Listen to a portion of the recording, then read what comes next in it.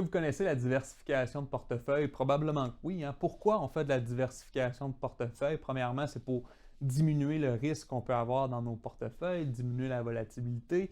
La diversification, par contre, ça peut être large, là. On peut développer longtemps sur la diversification. Premièrement, on peut aller au niveau géographique.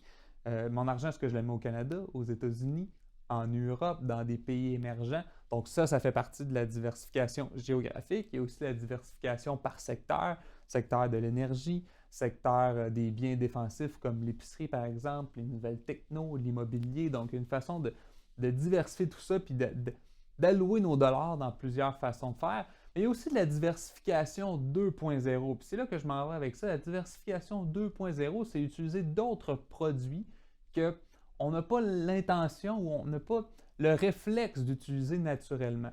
Et dans le cadre ici, je vais vous montrer comment diversifier un portefeuille avec de l'assurance vie, ça peut être intéressant. Et là, qu'est-ce que je veux diversifier surtout actuellement? C'est les revenus fixes dans un portefeuille parce que les taux d'intérêt sont relativement très bas. Donc, c'est difficile d'aller chercher une rentabilité au niveau des revenus fixes à cause que les taux d'intérêt sont bas.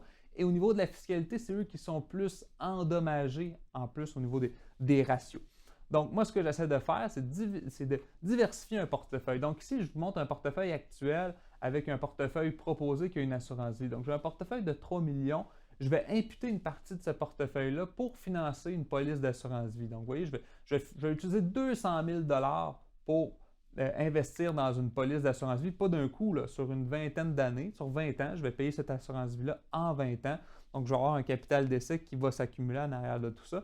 Et moi, ce que je veux voir ici, c'est le cadre d'une corporation, c'est quoi la rentabilité d'avoir fait ça.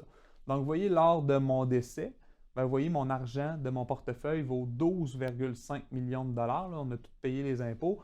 De l'autre côté, mon argent vaut 12,3 millions. Évidemment, j'en ai moins investi. J'ai pris de l'argent dans l'assurance vie, mais je viens additionner à ça mon capital d'assurance vie. Donc, finalement, je vais être à 13,3 millions de dollars. Donc, j'ai une différence qui est assez notable, là, qui est de 794 000 de différence entre les deux. Simplement pourquoi? En ayant diversifié une partie de mon portefeuille avec l'assurance vie.